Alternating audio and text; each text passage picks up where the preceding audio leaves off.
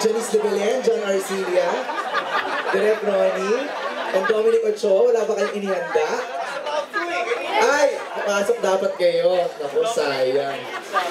Okay, Q&A na tayo, Aaron. Ako kay Ate Janice, question. Parang puro things yung mga nakita namin kanina dito, ano? Paano naman yung mga mommies, yung mga parents, yung mga ganyan? Of course, as parents, you play a very big part. Kasi, ang gusto mo, yung mga values na ini-impart mo sa mga anak mo, madala nila kahit hindi ka kasama. Okay. Diba? And you know, sa totoong buhay, hindi naman talaga natin alam what our children do the minute they leave the house. Diba? So, we rely on faith na tama yung ginagawa natin pagtuturo sa kanila. And that they actually do it when we're not around. So talagang may makukuha yung mga parents dito also when they watch this?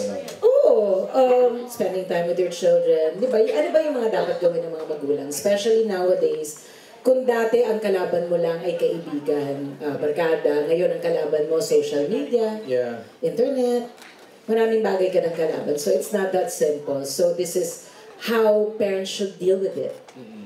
Very trendy, very trendy, very now. Oh, very now.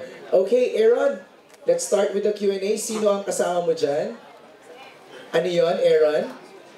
Yung ating questions. Meron pala tayong mga hinandang questions dito.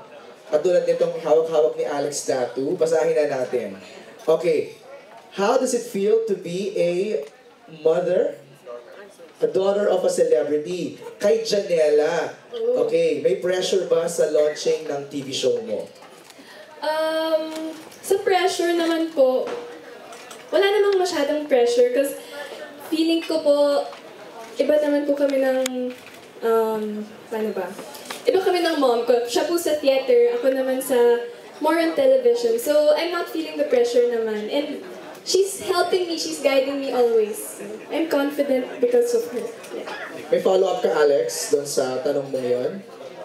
Ito. Okay. Ako na magama sa lahat. No? Okay. Ito, Ray, para kanina itong question mo. Kay Janela also. You wanna read it na? Para yung boses.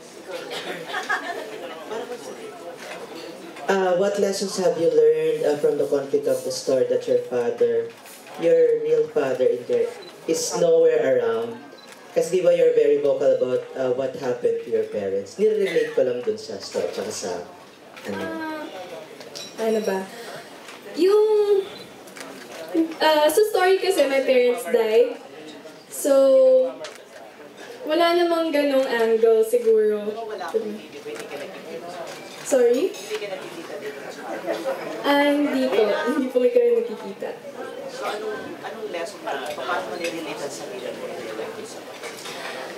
Siguro po para sa character ko, I related to my real life na wala yung dad ko, pero I'm still gonna learn how to be strong, like Sophie Cepeda. Ganun din po siya. Independent. Yeah. Okay, Ray. Okay ka doon sa question na yun, sa answer niya. Aaron, may mga hawak ka dyan, no? Galing yan sa likod. Okay. You wanna read it? We have a question from Tita Mercy Lejarde na ang quotation for today ay, intelligent person always asks questions. Okay. Now, ang tanong niya, para kay Janela, bukod sa katagang, oh my G, may sinabihan